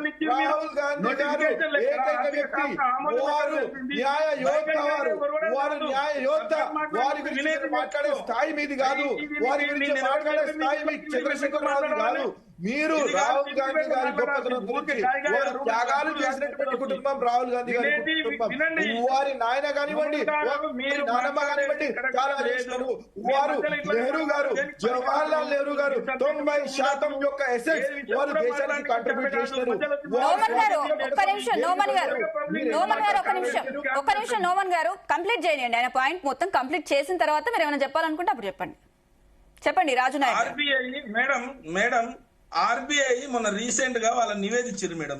ఫినాన్సియర్ ఎవ్రీ ఫినాన్సియర్ కి వాళ్ళు ఏమని చేస్తారంటే ఏ రాష్ట్రాలు ఒక్క not only Telangana state or AP, భారతదేశంలో ఉన్నటువంటి రాష్ట్రాలు ఎన్ని అప్పులు ఉన్నాయి, ఇంకేంది ఉన్నాయి, అసలు బెంచ్ మార్క్ ఎంతవరకు పోవచ్చు, దీనికి వీళ్ళకి ఏం చేస్తారనేది ఇచ్చేటప్పుడు అది క్లియర్ గా చెప్పింది. 2,93,424 లాస్ట్ 10 years టెన్యూర్ లో తెలంగాణ రాష్ట్రం తీసుకున్నటువంటి అప్పులు అని చెప్పేసి. అది చెంపపల్లి థర్డ్ మంది కొట్టినట్టుగా ఆర్బీఐ, అంటే మా జేబు సంస్థ కాదండి ఆర్బీఐ అనేది, ఆర్బీఐ చెప్పింది. దాని తర్వాత ఈ 2 ఏళ్లలో వీరు చేసిన తతంగానికి కాదు కంట్రోలర్ ఆడిటర్ జనరల్ చెప్పింది మేడం. ఏమని చెప్తుందంటే వీళ్ళు దుబారా ఖర్చులు చేస్తున్నారు. ఇప్పటి వరకు తెలంగాణ రాష్ట్రంలో ఈ 2 సంవత్సరాలలో అప్పు చేసింది 2,31,421 కోట్లండి. 2 సంవత్సరాలలో వీళ్ళు చేసింది 2.5 లక్షల కోట్లు. ఏమైనా చేసిరా? కొత్త పథకం తీసుకొచ్చిరా? నో. కొత్త ప్రాజెక్ట్ కట్టిరా? నో. ఏదైనా నిరుద్యోగులకు ఏమైనా కొత్తగా 1 లక్ష ఉద్యోగాలు ఇచ్చిరా? నో. వీళ్ళు ఏమైనా ఇందిరమ్మ ఇళ్ళు ఇచ్చిరా? నో. పెన్షన్ పెంచిరా? నో. ఏమీ చెయ్యకుండా ఉత్తగానే గాయమని చెప్పేసి పాయింట్ బ్లాక్ లో గన్నులు పెట్టి మంత్రులు వాళ్ళ యొక్క ఆస్తులను పెట్టుకోవడానికి మంత్రి కూతురే డైరెక్ట్ గా చెప్తుంది, ఇగో మావాడు చిన్ను రోహిన్ రెడ్డి వాళ్ళ ఆఫీస్ లో పాయింట్ బ్లాక్ లో పెట్టిరు, మా ఫైల్ జపాన్ లో ఉంటే ముఖ్యమంత్రి గారు ఆడ నుంచి తెప్పించుకొని చేస్తారని చెప్పేసి ఫార్మా కంపెనీ గురించి మాట్లాడతారు. రోజుకు పాత బస్తీ నుంచి కొత్త బస్తీ వరకు కూడా అందరూ హైదరాబాద్ లో నడి రోడ్డును తలకాయలు తీసేసి ఇట్లా పోతున్నారు, చంపుకుంటూ పోతున్నారు, తలవారులు తిప్పుకుంటూ పోతున్నారు. నేషనల్ క్రైమ్ బ్యూరో రికార్డు ప్రకారం మనం ఎంత అయిందంటే 18th ప్లేస్ లో ఉన్నాం. ఎప్పుడు కూడా మన దగ్గర కేసీఆర్ గారు ఉన్నప్పుడు క్రైమ్ రేటు 0 ఉండే పరిస్థితి ఈ రోజు 18th పరిస్థితికి వచ్చింది. వీళ్ళు ఇప్పుడు రాజకీయాల గురించి, వీళ్ళు ఇప్పుడు తెలంగాణ గురించి, వీళ్ళు నిజంగా మేడం 2014 కంటే ముందు మేడం మన పంట అంటే మనకి ఎంత పంట పండుతుండేయండి, ఎంత ధాన్యం పండుతుండేయండి, ఎన్ని ధాన్య కేంద్రాలు ఉంటుండేయండి, ఇది చెప్తారా దాని గురించి? ఎన్ని ధాన్య కేంద్రాలు ఉంటుండే, ఎన్ని పండుతుండే, ఎక్కడ కాళేశ్వరం ద్వారా కానీ కల్వకుర్తి కొన్ని ప్రాజెక్టు కల్వకుర్తికి సంబంధించినటువంటి 3 కెనాలకు సంబంధించి పూర్తి చేయడం కానీ వాళ్ళు ఉన్నప్పుడు జలయజ్ఞం ధనయజ్ఞం అయితే ఆ కాలువలు దోమి దాంట్లో కంపషెట్లు పెరిగినుండే. నేను కల్వకుర్తి ప్రాంత వాసిని, నాకు తెలుసు కాబట్టి ఆ ప్రాంతంలో నేను తిరిగినాను. నేను ఆ జిల్లా మీద పిహెచ్డి చేసి డాక్టరేట్ తీసుకున్నటువంటి వాళ్ళు, గోల్డ్ మెడల్. నాకు తెలుసు ఆ ప్రాంతం యొక్క పరిస్థితులు ఎట్లా ఉండేయండి అంటే మొత్తం కూడా ఏడ కూడా మంచినీళ్ళు కనీసం తాగుదామంటే మంచినీళ్ళు బిందెల మీద 2-3 బిందెలు పెట్టుకొని తీసుకొని వచ్చే పరిస్థితి పాలమూరు జిల్లా, పాలమూరుది. ఎక్కడ నీళ్లు లేకుండే, తాగే నీళ్లు లేకుండే, అంబలి కేంద్రాలు, ఆకలి కేకలు, నారాయణపేట, కొడంగల్, దామరగిద్ద, అచ్చంపేట, పక్కడ పోతే అలంపూర్ నుంచి మొత్తం ముంబై బస్సులు పోతుండే. కేసీఆర్ గారు ముఖ్యమంత్రి అయిన తర్వాత ఇవన్నీ పూర్తి అయిపోయిన తర్వాత ఏదైతే తెలంగాణ పాడుబడినటువంటి ఆ యొక్క ప్రాజెక్టులన్నీ కూడా పెండింగ్ ప్రాజెక్టులన్నీ రన్నింగ్ ప్రాజెక్టులు చేసిన తర్వాత మళ్ళీ వలసలు రిటర్న్ వచ్చినటువంటి పరిస్థితి. కానీ దురదృష్టం ఏంటంటే ఈ జిల్లా ముఖ్యమంత్రి అయి ఉండి కూడా రేవంత్ రెడ్డి గారు ఈ జిల్లాను పట్టించుకోకపోక, ఈ జిల్లాలో యొక్క కొత్త ఏవి తీసుకురాకపోగా ఏం చేసిందంటే పోయి చక్కగా లగచర్లలో పోయి లంబడోల భూములు గుంజుకొని వాళ్ళపైన అఘాయిత్యాలు చేస్తాడా? ఇదా ముఖ్యమంత్రి గారు చేయాల్సింది? ఎట్లా ఏ రకంగా నువ్వు ఈ తెలంగాణ రాష్ట్రంలో ఈ 2 ఏళ్లలో తలసరి ఆదాయం ఏమైనా పెరిగిందా మేడం? జిఎస్డిపి ఏమైనా పెరిగిందా మేడం? తెలంగాణలో ఒక్క ప్రాజెక్ట్.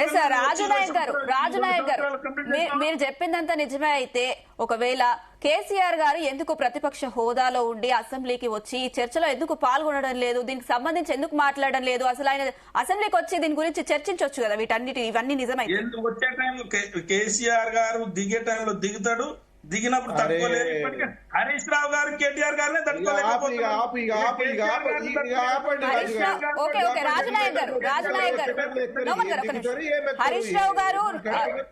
హరీష్ రావు గారు అలాగే కేటీఆర్ గారు ఇన్ని రోజుల నుంచి కూడా రాజకీయాలు బీఆర్ఎస్ పార్టీలో రాజకీయాలన్నీ చూసుకుంటున్నారు. మరి సడన్ గా కేసీఆర్ ఎంట్రీ ఎందుకు వచ్చిందంటారు? అంటే వాళ్ళిద్దరి వల్ల కాలేదని వచ్చిందంటారా? కేసీఆర్ గారు ఎప్పుడు రావాలో కేసీఆర్ గారికి తెలుసు. కేసీఆర్ గారు ఇన్ని రోజులు ఎందుకు వ్యూహాత్మకంగా ఉన్నారో తెలుసు. నేను ఇందాకే చెప్పాను, అటు చూసుకుంటే బీజేపీ గానీ ఇటు కాంగ్రెస్ గానీ అలాగే చాలా మంది వరకు కూడా బీఆర్ఎస్ ను విమర్శిస్తున్న పరిస్థితి ఉంది. అయినా కూడా కేసీఆర్ బయటికి రావట్లేరు అంటే ఏంటి? మీరు మంచిగా అడిగారు ఒక ప్రశ్న, నాకైతే చాలా బాగుంది. కానీ బీజేపీకి 8 మంది ఎంపీలను ఇచ్చిన శుద్ధ, ఇక నేను సన్నాసులు అనకూడదు, ఆ పద్ధతి మంచిగా ఉండదేమో పెద్దలు కాబట్టి. 8 మంది ఉండి తెలంగాణ రాష్ట్రానికి తీసుకొచ్చింది 0 మేడం. రెండోది, నీకు నిజంగా పాలమూరు మీద వీళ్ళ బీజేపీ భారతీయ జనతా పార్టీ వాళ్ళకు ప్రేమ ఉంటే పాలమూరు ఎత్తిపోతలకు ఎందుకు జాతీయ హోదా ఇవ్వరు? సమ్మక్క సారలమ్మ జాతరకు ఎందుకు జాతీయ హోదా ఇయ్యరు? గుజరాత్ కు ఆంధ్రప్రదేశ్ కి పోయిన ఫినాన్స్ ఇయర్ లో మేడం 82,000 కోట్ల రూపాయలు ఆంధ్రప్రదేశ్ కి పంపిస్తారు. గుజరాత్ కి 1,34,000 కోట్ల రూపాయలు గుజరాత్ పంపిస్తారు. తెలంగాణ రాష్ట్రానికి 3,424 కోట్లు వీళ్ళు పంపిస్తారు. రాజు గారు బీజేపీ వాళ్ళని అడుగుదాం ఒకసారి. రామిరెడ్డి గారు, ఒకటండి రాజు నాయక్ గారు చేసిన కామెంట్స్ కి మీరేమంటారు? అలాగే తెలుగు రాష్ట్రాల జల వివాదానికి సంబంధించి అంటే నిర్దిష్టమైన పరిష్కారానికి ఎందుకు కేంద్రం మొగ్గు చూపడం లేదు? అంటే ఒకవేళ డెసిషన్ తీసుకుంటే ఒక రాష్ట్రానికి మేలు జరుగుతుంది, ఇంకో రాష్ట్రానికి హాని జరుగుతుందని ఆలోచిస్తుందా? ఒకటండి, రాజుగారు మాట్లాడే దాంట్లో 8 మంది ఎంపీలుండి మీరు ఈ 10 సంవత్సరాలుండి మీ యొక్క ముఖ్యమంత్రి కేసీఆర్ నోటితోటి చెప్పిండు ఫస్ట్ 5 ఏళ్లలో ఇలాంటి ప్రధానమంత్రి లేడు, మాకు ఏమీ లేదు, ఏది అడిగినా అన్ని క్లియర్ చేసి ఇస్తున్నాడు ఇలాంటి అని ఆ నాలుకకు విలువలేనటువంటి వాళ్ళు మాట్లాడుతుంటే ప్రజలు అసహించుకుంటారు. మీ రికార్డింగ్ మీరు చెప్పాడు కాదు రాజుగారు, మీ కేసీఆర్ గారే చెప్పారు ఇలాంటి ప్రధానమంత్రి నిజంగా కూడా దేశం ప్రపంచం వల్ల ఇలాంటి ప్రధానమంత్రి ఎవరు లేరని మెచ్చుకున్నాడు. అది అయిన తర్వాత ఆయన ఏదైతే చేస్తున్న దోపిడీని భారతీయ జనతా పార్టీ మాట్లాడితే నెక్స్ట్ 5 సంవత్సరాలు 40 పార్లమెంట్ సీట్లు వచ్చిన తర్వాత మీ యొక్క కేసీఆర్ గారు స్టాండ్ మార్చుకున్నారు. కేసీఆర్ నాలుకకు నరం లేని నాలుక, ఎప్పుడు ఏం మాట్లాడతాడో ఏం తెలియదు. అయిన తర్వాత ఈరోజు ఏదైతే కృష్ణా వాటర్ మీద పోతిరెడ్డి పాడు కట్టిన రోజు కేసీఆర్ ఏం మాట్లాడిండండి? ఆ రోజు ఒక పి జనార్దన్ రెడ్డి కొట్లాడిండు, 885 కేలు తీసుకుపోతామన్నారు, కానీ సర్ప్లస్ వాటర్ ఫ్లడ్ వాటర్ తీసుకుపోతామని 835 కాడ తీసుకుపోయిండు. మీరు ఏం చేసిరండి? ఎందుకు మాట్లాడలేదు? మీరు పెద్ద తెలంగాణ కోసం 10 సంవత్సరాలు ఈ రోజు వరకు ఎందుకు కంప్లీట్ కాలేదు? ఎస్ఎల్బిసి మీరు 10 సంవత్సరాలు మీరుండి ఎందుకు కంప్లీట్ చేయలేదు? కేఎల్ఐ ఎందుకు కంప్లీట్ చేయలేదు? చెప్పడానికి బాగుంది బ్రహ్మాండంగా. దక్షిణ తెలంగాణకు నేను పాలమూరు బిడ్డనే, నేను మాడుగుల మండలమే, నా D82 కాలం ఇప్పటికి రాలేదు, నీళ్లు రావట్లేదు. ఏం చేసిరండి కేసీఆర్ 10 సంవత్సరాలు? 1000 కోట్లతో కంప్లీట్ అయ్యేదాన్ని ఇంతవరకు చేయలేదు, 10 ఏళ్ళు చేయలేదు. అడగలేరు ఉట్టిగానే 8 మంది ఎంపీలు. మీ ఎంపీలుండి ఏం చేసిర్రు? ఆ రోజు పోతిరెడ్డి పాడు మీద ఏం మాట్లాడాడు అసెంబ్లీలో తీసి చూడండి. ఫైనల్ కామెంట్స్ చెప్పండి. అయిన తర్వాత కాంగ్రెస్ పార్టీని అంటున్నారు కదా, కాంగ్రెస్ పార్టీని మేమేం మెచ్చుకుంటలేము. మీరు ఏం చేసిరు చెప్పండి. కేసీఆర్ మేమా ఈ రోజు ఒకటి నేను చెప్తున్నాండి, రాజు నాయక్ గారు చెప్పారు కదా, రామరెడ్డి గారిని కంప్లీట్ చేయండి. ఒకటి నేను చెప్తా. ఈ రోజు రామగుండ కర్మాగారం మేము ప్రారంభించాం. కర్మాగారం రామరెడ్డి అన్న, నేను చెప్పేది నీవు ఈ 10 ఏళ్లలో తెలంగాణ రాష్ట్రానికి ఘనకార్యాలు చెప్తున్నాం. మేము రామగుండం ఎరువుల కర్మాగారం పసుపు బోర్డు తెచ్చినాం. నేషనల్ హైవేస్ 2014 కంటే ముందు నేషనల్ హైవేస్ యావరేజ్ కంటే 2% లెస్ ఉండే, ఈ రోజు నేషనల్ యావరేజ్ కంటే 2% ఎక్సెస్ ఉంది తెలంగాణ నేషనల్ హైవేస్ లా. అవన్నీ జ్ఞాపకం పెట్టుకోర్రి. ఈ రోజు మెట్రో రైలు దాని కానీ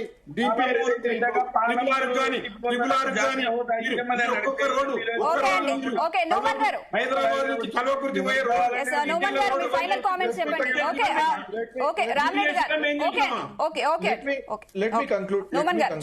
వందే భారత్ ట్రైన్లు ఎన్ని ఇచ్చినాం?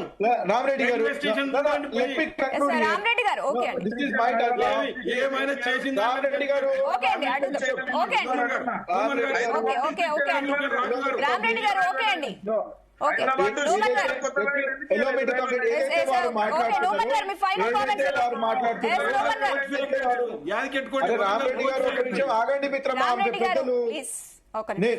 ఒక నిమిషం, వారు ఏమంటున్నారు? వారు ఇందాక మాట్లాడుతూ రాజు గారు కానివ్వండి, వారు ఇందాక మాట్లాడుతూ ఓయూకి రాలేదు, స్టూడెంట్స్ నేను కంప్లీటింగ్. ఓయూకి ముఖ్యమంత్రి వర్యులు 2 సార్లు వెళ్ళినారు.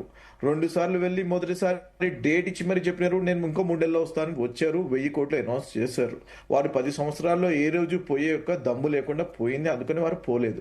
నా coming to the point of jobs, it is మేము ఇస్తున్నాం జాబ్స్, మేము జాబ్ క్యాలెండర్ అన్నాము, దానికి అనుగుణంగా మేము చేస్తున్నాము. 100% జాబ్స్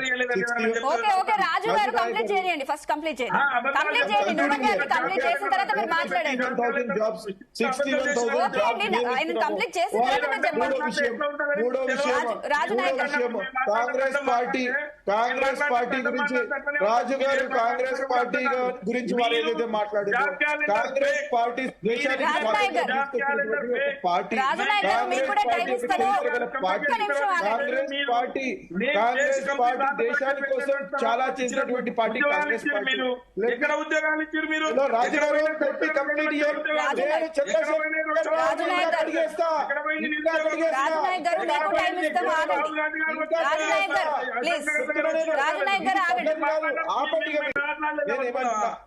రాజనాయక్ గారు మీకు టైం వస్తుంది, ఒక నిమిషం ఉండండి. ఆయన కంప్లీట్ చేయండి first. Let me conclude here. ఇక ఆపండి, ఇక 2 లక్షలు 4 లక్షలు ఆపండి మీరు. రాజనాయక్ గారు నేనేమంటున్నానంటే మీ టైం వచ్చిన రాజనాయక్ గారు మీకు టైం ఇస్తాము, ఒక్క నిమిషం ఆగండి, ఒక్క నిమిషం ఆగండి. నూమన్ గారిని కంప్లీట్ చేయండి. మీ అవగాహన గురించి ఏం మాట్లాడుతున్నారు? ఆగండి. సరే నూమన్ గారు ఒక నిమిషం ఆగండి, ఒక నిమిషం ఆగండి. Okay okay let me complete. I'll take just 30 seconds. నేనేమంటున్నా, టెంపుల్ ఆఫ్ డెమోక్రసీ, ప్రజాస్వామ్యంలో దేవాలయం లాగున్నటువంటి ఒక అసెంబ్లీ, వారిని ప్రజలు కోరుకున్నారు, వారు అపోజిషన్ లో ఉండాలి అని చెప్పేసి వారిని అపోజిషన్ లో ఉంచారు. వారు 2 సంవత్సరాలు రాలేదు కదా, 10 సంవత్సరాలు సెక్రటరియట్ కి రాలేదు ముఖ్యమంత్రిగా ఉండి, 2 సంవత్సరాలు అయిపోయి అపోజిషన్ లీడర్ గా ఉంటూ వారు అసెంబ్లీకి రాలేదు. వారు ప్రజాస్వామ్య విలువలని కాపాడాల్సింది పోయి వారు ఈ రకంగా ప్రవర్తించడం మంచిది కాదు. Let him come to assembly. 2వ తారీఖున అసెంబ్లీ సమావేశాలు జరగబోతున్నాయి. Please come. We will not attack you. We will give you all the security. Please come. మీ యొక్క మేధో సంపత్తి 60,000 పుస్తకాలు చదివినటువంటి మేధో సంపత్తిని ప్రజల ముందు పెట్టండి. మేమేం తప్పులు చేస్తున్నామో ప్రజల ముందు నిర్ణయాత్మక ప్రతిపక్షంగా ఉండండి, కన్స్ట్రక్టివ్ అపోజిషన్ గా ఉండండి, మీరు చెప్పండి. ఓకే అండి, ఓకే రామరెడ్డి గారు శ్రీనివాస్ రెడ్డి గారు అసెంబ్లీలో చర్చకు రావాలని అటు కాంగ్రెస్ అంటుంది. మరి బీఆర్ఎస్ నాయకులు ఏమంటున్నారంటే మాజీ సీఎం కేసీఆర్ రావాల్సిన టైంకే వస్తారు అని అంటున్నారు. మరి ఈ ఇద్దరి కామెంట్స్ పైన మీ కామెంట్స్ ఏంటి? మ్యూట్ లో ఉందండి మీది శ్రీనివాస్ రెడ్డి గారు. అన్మ్యూట్ ఇప్పుడు తెలంగాణ రాజకీయాలన్నీ పొలిటికల్ బ్లేమ్ గేమ్ లాగా మారిపోయింది. ఎవరిని ఏమనాలో అర్థం కాని పరిస్థితి ఉంది. సరే, ఎనీహౌ ఒకటేమో 10 సంవత్సరాలు పరిపాలించిన పార్టీ, సరే దాన్ని కొంత మంచి ఉండొచ్చు, చెడు ఉండొచ్చు, అది వేరు. కానీ ప్రతిపక్ష నాయకుడిగా కేసీఆర్ గారు అసెంబ్లీకి అటెండ్ అయితేనే ప్రజలు మంచి పరిణామాన్ని అనుకునేవారు. వారు అటెండ్ కాకపోవడం కూడా తెలంగాణకు నష్టమే కదా. కాబట్టి అటెండ్ కావాల్సిందే, అయితే మంచిది. ఎందుకంటే అసలు ఆయన ప్రభుత్వంలో ఆయన ఏం చేసిండో కూడా చెప్పుకునే వీలుంటది కదా. మనం విమర్శించకుండా స్వతహాగా కేసీఆర్ చెప్తే బాగుండేది. కానీ ఆయన రావడం from the beginning KCR style అదే పొలిటికల్ స్టైల్ మనకు అందరికి తెలుసు. కానీ అది మార్చుకుంటేనే మంచిది. ప్రజలనే తప్పు పట్టిండు కేసీఆర్ గారు ఓడగొండు. కానీ ప్రజలు మమ్మల్ని 39 మందిని గెలిపించిండ్రు, 37% ఓట్లు వేసిండ్రు, వాళ్ళకి నేను కృతజ్ఞతలు చెప్తా అని ఎన్నడూ కేసీఆర్ మాట్లాడకపోవడం దురదృష్టకరం. ఎందుకంటే ప్రజల్ని గౌరవించాలి. ప్రజల్ని గౌరవించకపోవడం మంచి పరిణామం కాదని. మారాలి. ఒకప్పుడు ఆయన స్టైల్ అది, ఆ పొలిటికల్ స్టైల్. కానీ ఈ కాలంలో మారాల్సిన అవసరం ఉంది. మళ్ళీ గెలవాలనుకుంటే మారాలి. రెండోది ఏంటంటే, ఇప్పుడు కాంగ్రెస్ బీఆర్ఎస్ ఏమో 10 సంవత్సరాలు పరిపాలించిన పార్టీ, కాంగ్రెస్ ఏమో 2 సంవత్సరాల నుంచి పరిపాలిస్తున్న పార్టీ. మూడో పార్టీగా బీజేపీ తెలంగాణలో స్లీపింగ్ మూడ్ లో ఉంది. అది దురదృష్టకరం. మూడో పార్టీ అలర్ట్ గా లేకపోవడం అనేది తెలంగాణ రాజకీయాల్లో కొంత అనర్థం జరుగుతున్నమాట వాస్తవం. వాళ్ళ వాయిస్ కానీ వాళ్ళ సీరియస్నెస్ కానీ మనకి ఎక్కడ కనపడతలేదు. Both are ruling parties, BRS కానీ కాంగ్రెస్ కానీ. What is the doing of BJP? ఎక్కడ కనపడుతుంది వాళ్ళ పొలిటికల్ యాక్టివిటీ కానీ సీరియస్నెస్ కానీ? అక్కడ పనిచేస్తుంది. రేవంత్ రెడ్డి గారు పనిచేస్తుంది. ఎక్కడ పనిచేస్తుందో తెలియదు. కానీ నేను అనేది ఏంటంటే, ఈ పొలిటికల్ కాంపిటీషన్ అనేది 3 పార్టీస్ యాక్టివ్ ఉంటే వాస్తవాలు ఏందనేది బయటకు వస్తుంది, ప్రజలకు కొంత న్యాయం జరుగుతుంది. యాక్టివ్ లేకపోవడం కూడా అది అనర్థమే కదా. పార్టీ ఉన్నాడు 8 మంది ఎంపీలు 35%. కాబట్టి నేను చెప్పేది వాళ్ళ పార్టీ ఫేవర్ కోసం కాదు. పొలిటికల్ సెనారియో తెలంగాణలో ఏ రకంగా ఉండాలో ఆ రకంగా లేదు. అది తెలంగాణకు నష్టం జరుగుతుంది అనేది. రాజనాయక్ గారు, మీ ఫైనల్ కామెంట్స్. మేడం, నేను ఏమంటున్నానంటే, కనీసం ఇప్పటికైనా తెలంగాణ రాష్ట్ర పురోగతిని, లేకపోతే తెలంగాణ రాష్ట్రంలో ఉన్నటువంటి ఇరిగేషన్ సంబంధించి కానీ గౌరవ ముఖ్యమంత్రి రేవంత్ రెడ్డి గారు ఏదైతే వాళ్ళు ఇచ్చినటువంటి బీసీ రిజర్వేషన్ నుంచి తీసుకుంటే వాళ్ళు ఇచ్చిన మేనిఫెస్టో Conclude చేయండి, పూర్తి మీ point చేయాలి. conclude చేయండి. తెలంగాణ ప్రజలను కాపాడాలి. నేను ఏమంటున్నా అంటే తెలంగాణను మళ్ళీ ఏదైతే సమైక్య రాష్ట్రంలో వెనుక నెట్టబడినటువంటి తెలంగాణ మళ్ళీ ఇంకోసారి అట్లా పోతుందా పరిస్థితి అనేది గుర్తొస్తుంది. ఎందుకంటే మళ్ళీ చంద్రబాబు నాయుడు క్లచెస్ లో పోయి తెలంగాణ మొత్తం ఆగం కాకూడదు. తెలంగాణను రక్షించుకుని ఇప్పుడు శ్రీనివాస్ రెడ్డి లాంటి వాళ్ళు కానీ రామరెడ్డి లాంటి వారు కానీ పెద్దలు ఏం చేయాలంటే కనీసం మనం ఈ మేధావులుగా కొంతమంది మన తెలంగాణకు జరుగుతున్న అన్యాయాలపైన గళమెత్తకపోతే ఇంక ప్రతిపక్షంలో ఉన్న వాళ్ళని మనం తిట్టుకుంటా పోయి గవర్నమెంట్ లో ఉన్న వాళ్ళని నెత్తిన మోసుకుంటా పోతే గవర్నమెంట్ చేయాల్సినటువంటి పని చేయకపోతే రాజకీయాలు చేస్తా ఉంది. ఉదయం లేస్తే కేసీఆర్ ని తిట్టుడే కాదు, తెలంగాణ ప్రజల సంక్షేమము, తెలంగాణ ప్రజల మంచి. ఇప్పుడు ఏమంటున్నారంటే నాకు శ్రీనివాస్ రెడ్డి గారు చెప్తుంటే నాకు బాధ అనిపించింది. నేను ఎందుకంటే నేను పిహెచ్డి ఎకనామిక్స్ మేడం, నేను రేవంత్ రెడ్డి గారి దగ్గర 10 ఏళ్ళు ఉన్నా. నేను పర్సనల్ గా ఆయన మొత్తం నేనే చూసేది. నేను ఒక విషయం చెప్తా, ఆయనకు ప్రతి అక్షరం ముక్క రాసిచ్చేది ఏంటంటే తెలంగాణకు మనకు రావాల్సినటువంటి 511 తీసుకోకపోతే తెలంగాణకు మనం తీసుకోకపోతే డిబేట్ లో పార్టిసిపేట్ చేసిన నూమన్ గారికి అలాగే రాజు నాయక్ గారికి రామరెడ్డి గారికి